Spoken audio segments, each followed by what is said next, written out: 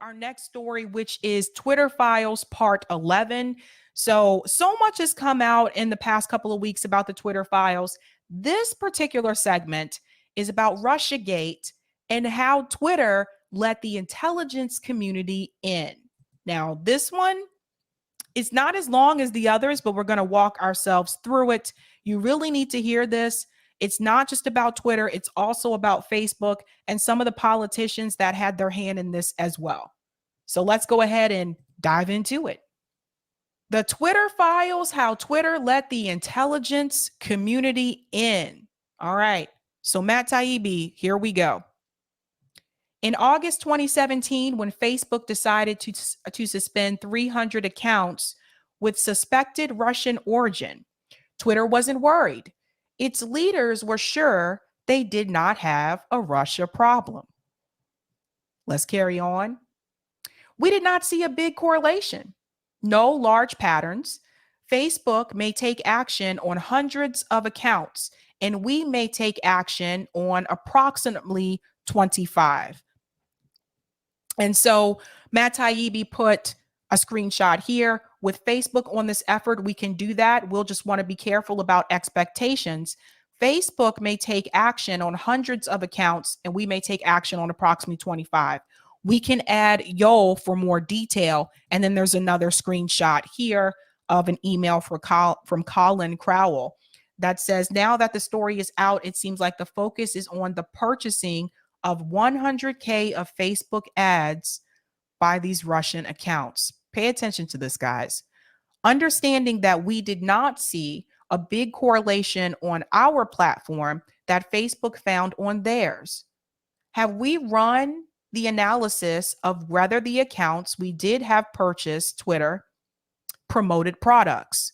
Now, that's coming from Colin Crowell, who is the vice president of global public policy and philanthropy.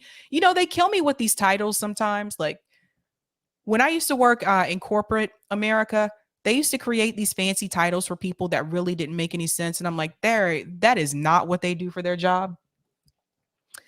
Keep the focus on Facebook. Twitter was so sure they had no Russia problem. Execs agreed the best PR strategy was to say nothing on record and quietly hurl reporters at Facebook. And this is something we did see happen. It goes on to say here, we can be more candid pushing the book back to Facebook on background. Issuing a statement brings us closer to Facebook, their vulnerabilities on this issue, and the follow-up stories on Russia. We are working on a reactive calm strategy. Our initial sense is nothing or at most a sentence on the record, so we keep the focus on Facebook. Primary work will be off the record and background, working as fast as we can given the short notice, but we'll try to share material ASAP. So again, this is Taibbi sending screenshots here. Most of these are emails as well. I did see Matt Taibbi on Jimmy Dore last night, and he was explaining that, unfortunately, when it comes to some of the topics that we're asking for, like, is there anything on Assange? Is there anything about the Palestinian community that was also suppressed on Twitter? The way Matt Taibbi explained it was that it's tricky because you have to go through the information and check and see if there's email correlations to those topics. So if he couldn't find anything that actually pins that down, then there's nothing for him to share. Twitter is not the focus of inquiry into Russian election meddling right now. The spotlight is on Facebook. Pay attention to how they keep repeating this talking point. The spotlight is on Facebook. That again came from Colin Crowell. And here's that email here. Well, I guess it's not confidential anymore. Privileged and confidential. So he goes into detail here. I'm not going to read everything, but you guys can see this on Twitter as well. I will be here all night if I do that. But it says the Facebook announcement today is going to draw us into conversations with Congress on this. And we need to duly assess what we know and be responsive to inquiries from Capitol Hill. Hold that piece in the back of your mind. Don't forget that. It's going to draw them into conversations with Congress. That will be important later on. So Taibbi goes on to say, September 2017, after a cursory review, Twitter informed the Senate it suspended 22 possible Russian accounts and 179 others with possible links to those accounts, amid a larger set of roughly 2,700 suspects manually examined. Now, I want to give you this number. Let's say it was 2,700. How many people use Twitter? Millions of people, right? The fact that they wanted them to go through all of this for that amount of accounts, that's a small number when you compare that to millions of people. Just think about that. Let's go on. Receiving these meager results, a furious Senator Mark Warner of Virginia, ranking Democrat on the Intelligence Committee, held an immediate press conference to denounce Twitter's report as frankly inadequate on every level. Again, this right here is a senator. So now you have a senator, a politician chiming in about how Twitter should run their platform. This is dangerous, if you ask me. He sends screenshots here.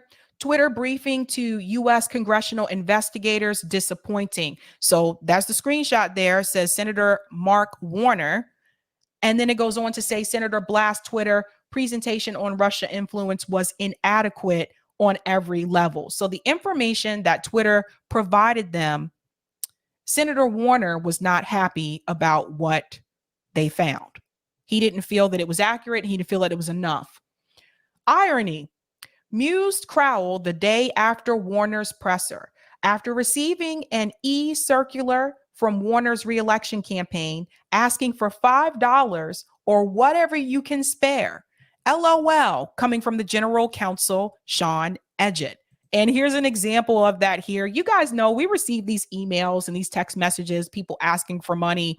So he had received this from Senator Mark Warner, the same one who just blasted them, basically. And it says, Colin, we only got a short amount of time before Saturday's crucial end of quarter fundraising deadline. And honestly, we're behind. That's because Mark has been focusing on the fight to save healthcare, helping out fellow Senate Democrats facing a tough reelection fight and getting ready for next week's battle over the Trump budget. More on that later. So right after this senator decided to throw Twitter under the bus publicly in a statement, they're sending out a fundraiser email to the same person that works for Twitter. Boy, I tell you. So it goes on to say, keep producing material. After meeting with congressional leaders, Crowell wrote, Warner has political incentive to keep this issue at top of the news, maintain pressure on us and the rest of the industry to keep producing material for them. You see this? Political incentive. Why are politicians telling Twitter how to run their company?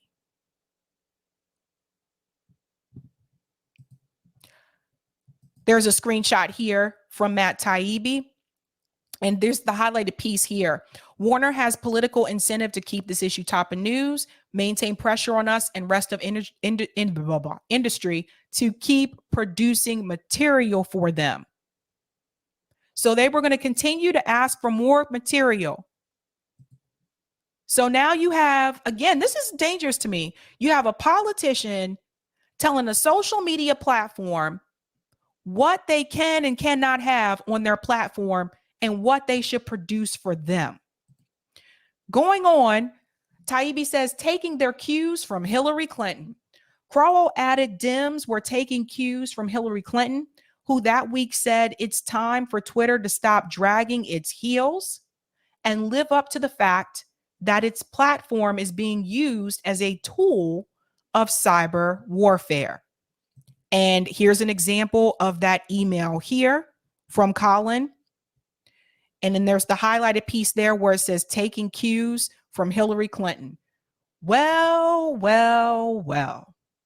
Of course she would be involved. Why was Twitter, why were they taking cues from Hillary Clinton? Let's go on. There's another screenshot he posts here. Hillary Clinton accuses Facebook, Twitter, and Google of enabling Russian agents. You guys see this? Like, for people who are saying that Matt Taibbi and them are just dumping all this stuff out and it's not real or whatever, there are screenshots of the headlines. There are screenshots of the emails. And those people know that that information is there. Ay, ay, ay.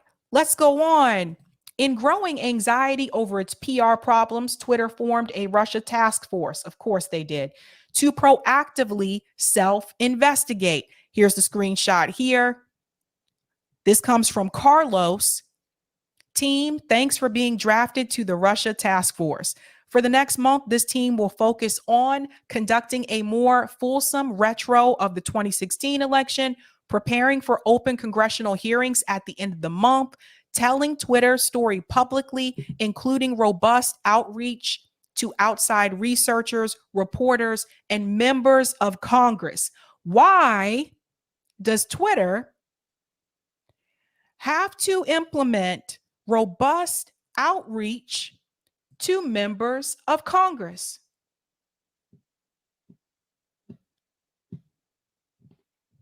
You can't make this up. You really can't.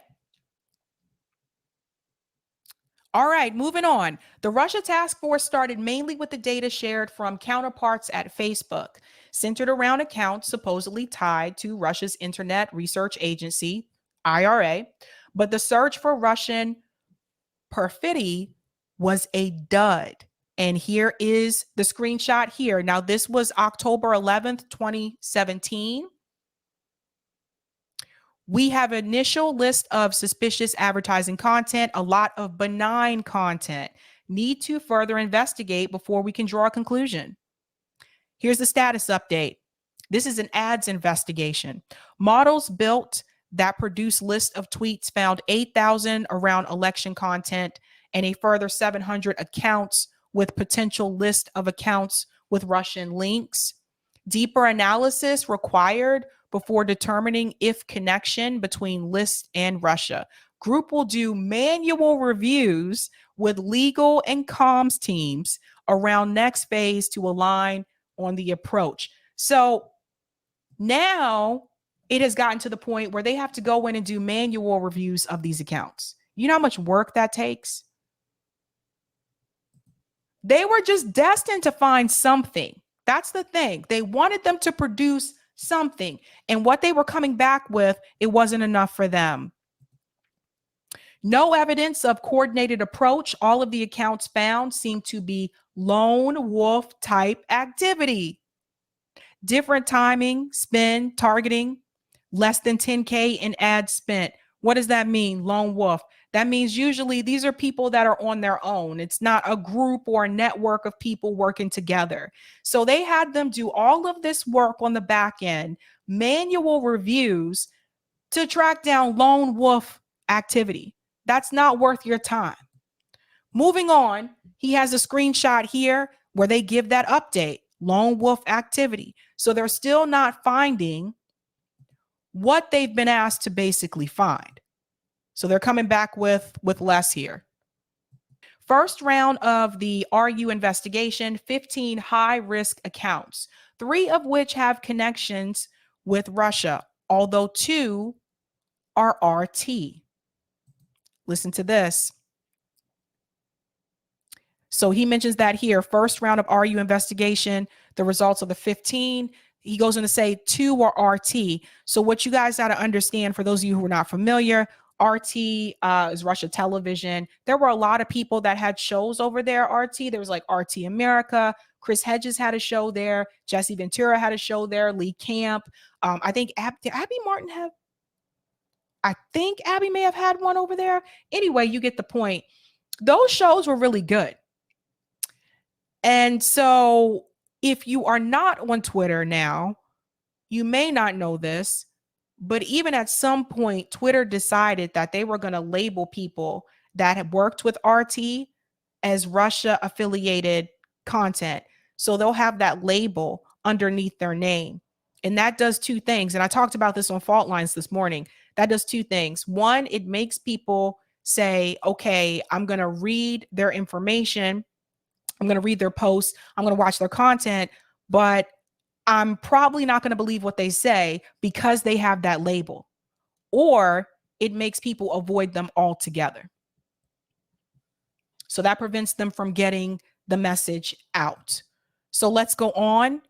So he goes on to say, built a new version of the model that is lower precision, but higher recall, which allows to catch more items. We aren't seeing substantially more suspicious accounts. We expect to find approximately 20 with a small amount of spend. So even at this point, they're not seeing it. Even at this point, they're not getting more accounts that is saying that it has some type of like Russia affiliation or whatsoever. So they're still trying to get them to find something. And then here's a copy of that screenshot here. For the sake of time, I'm not going to read all the screenshots, guys. Finish with the investigation. 2,500 full manual account reviews. We think this is exhaustive. 32 suspicious accounts and only 17 of those are connected with Russia. Only 2 of those have significant spend, one of which is Russia Today. RT Russia Today. Sorry, guys. Remaining less than 10K in spending. 32 suspicious accounts and only 17 were connected with Russia. They had them do all of that work to produce 17 accounts. Again, millions of people use Twitter. What a waste of time. Now it goes on to say, Twitter search finding only 2 significant accounts, one of which is Russia Today, was based on the same data that later inspired panic headlines like Russian influence reached 126 million through Facebook alone. See, and there's that screenshot of that article there. Again, see how there's this focus for Facebook. The failure of the Russia task force to produce material worsened the company's PR crisis. So they still weren't able to produce it.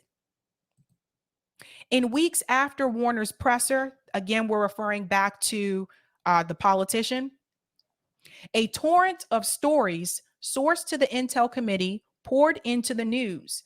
An example being Politico's October 13th. Twitter deleted data potentially crucial to Russia probes. And here's a screenshot of that here. That was from Politico. So again, they're trying to make something out of nothing. And by they, I mean the media and also Warner as well. Were Twitter a contractor for the FSB, they could not have built a more effective disinformation platform. That is coming from Johns Hopkins professor Thomas Rid. Now, he said this in Politico. So there's a screenshot of that statement there. Again, for people smearing Matt Taibbi, the evidence is here. As Congress threatened costly legislation and Twitter was subject to more bad press fueled by the committees, the company changed its tune about the smallness of its Russia problem. And here we go. Hi, guys. Just passing along for awareness, the write-up here from the Washington Post today on potential legislation or new FEC regulations that may affect our political advertising. This is coming from Colin. And here's a screenshot of that email here where it says Facebook, Google, and Twitter face proposed bill targeting shadowy political ads. So this is where this comes in. Like we knew about Facebook. Well, I'll say this. I'm sorry. I knew about Facebook. I don't want to assume you guys did because I remember hearing about that in mainstream media. But now we're starting to see that Twitter was a part of this as well. But again, they wanted to keep the focus on Facebook at that time. Again, hi guys, just passing along for awareness. The write up here from the Washington Post today.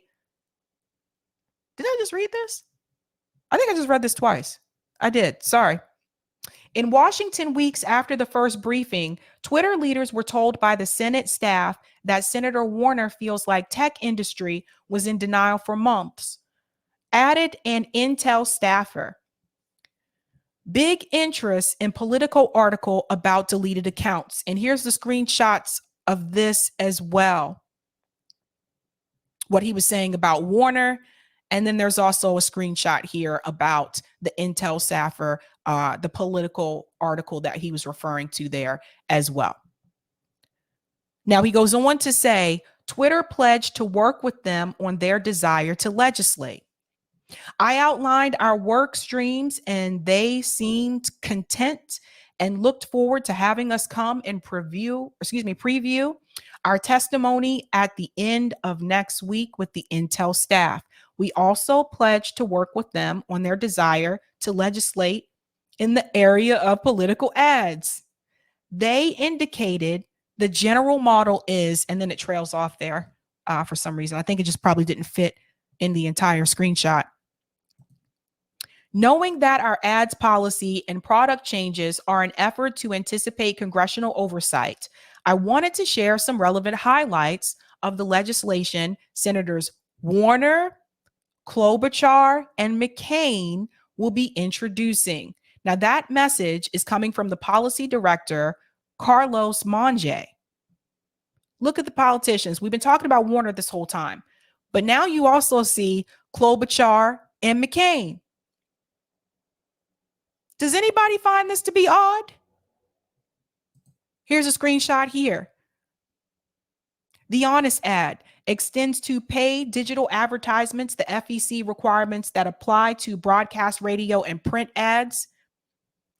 And then they add here political matters of public importance, including national legislative issues of public importance, to the list of issues for which the FEC would require enhanced political disclosure, in addition to ads that mention candidates directly. So here is Twitter getting their hand involved with political ads.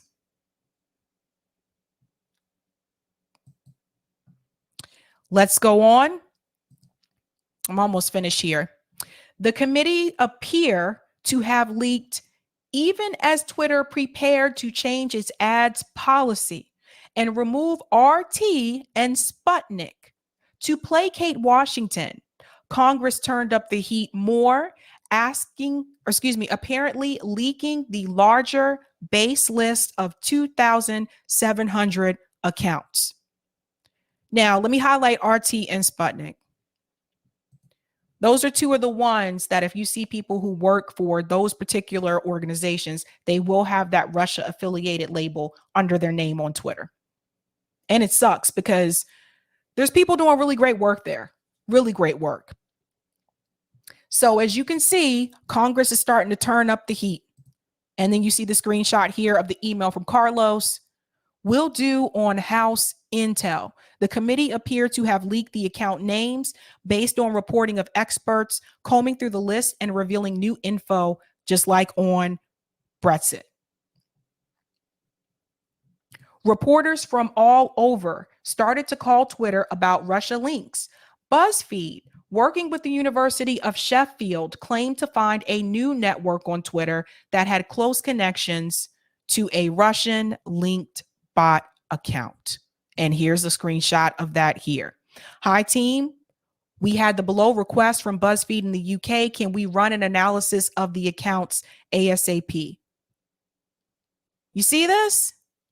We've been working with some of the researchers at the University of Sheffield, UK, to look at some of the tweets from the list of accounts submitted by Twitter to the US Congress in connection with its, and this is the whole Russiagate thing. I have to be careful what I say on here. Trying to make something out of nothing, you guys. It will only embolden them. Twitter internally did not want to endorse the BuzzFeed Sheffield findings. So this is not something that Twitter wanted to do. And here's a screenshot here. These are definitely bad accounts, and based on their phone carriers, they have signs of being connected to Russia. Once we've settled on a press strategy, we can and should suspend all of them. Guys, this is absolutely ridiculous. This is unbelievable that they went this far. This far. I think we need to get at their questions by emphasizing the limited scope of the 2,700 accounts we specifically identified to Congress. So they turned those accounts into Congress. This is like basically feeding into the whole Russiagate theory. Interesting. Moving on. There's another screenshot here. I'd prefer not to ask the reporters at BuzzFeed for their methodology.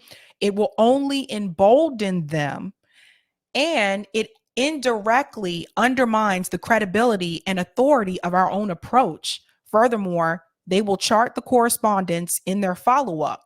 Twitter asked for our methodology, which has resulted in more suspensions. This calls into question the effectiveness of their own tools. Senate Intel Committee is asking possible to whip something together. Still, when BuzzFeed piece came out, the Senate was asking for a write-up of what happened.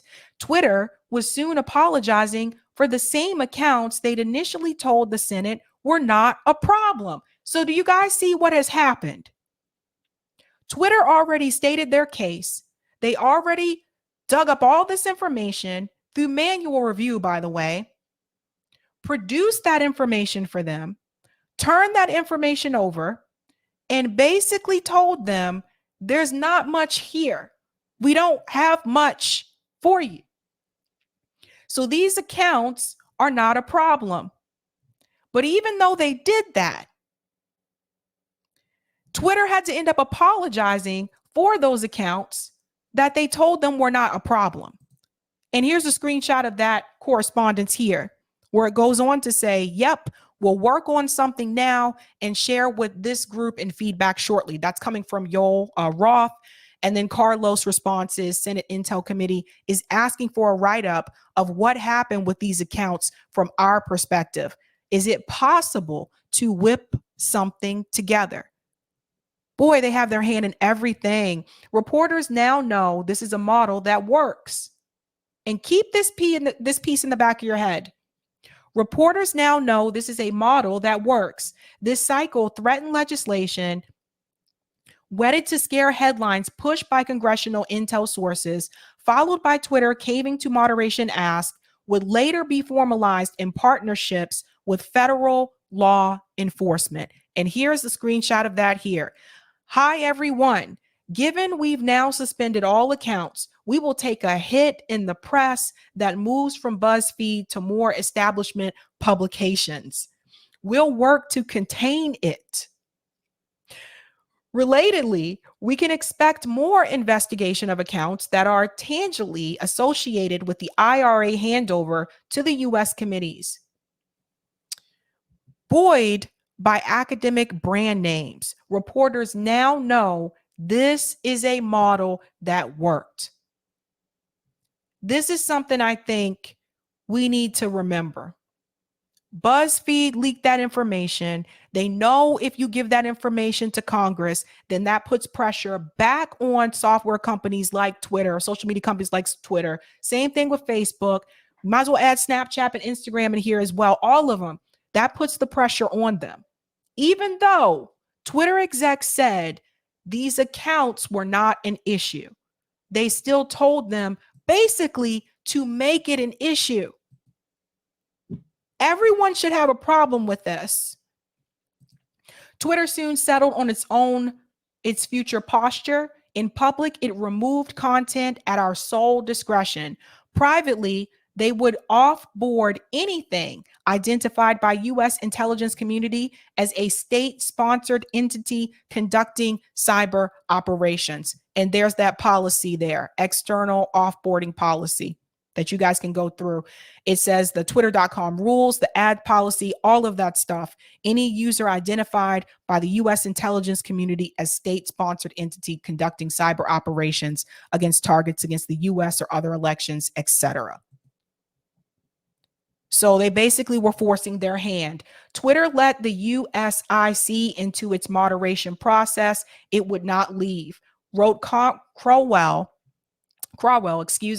in an email to the company's leaders. We will not be reverting to the status quo. And there's a copy of this here. And I believe I have one more. And so Matt says, for more Twitter files, check out Barry Weiss, Schellenberger, Lee Fang, I think his name is Lee, and David Wig. So that's that. And what I think should bother everyone is the fact that Congress was able to basically force the hand of Twitter to produce something. Then they produce the product, and it's not what Congress was looking for. It wasn't what they wanted to see. And so they were bullied into admitting there was a problem with those accounts, even though they knew that there wasn't. Make it make sense. JB says, if the government is paying you to perform an action, you're employed by them. So Twitter is essentially a government platform. Bingo. Stumped says, I got the US government to worry about, too busy to worry about Russians. I hear you. The Oracle says, this is a type of McCarthyism. And also, this is part of manufacture of consent. There you go. There you go. So we'll see more from Matt Taibbi pretty soon, actually. Pretty soon.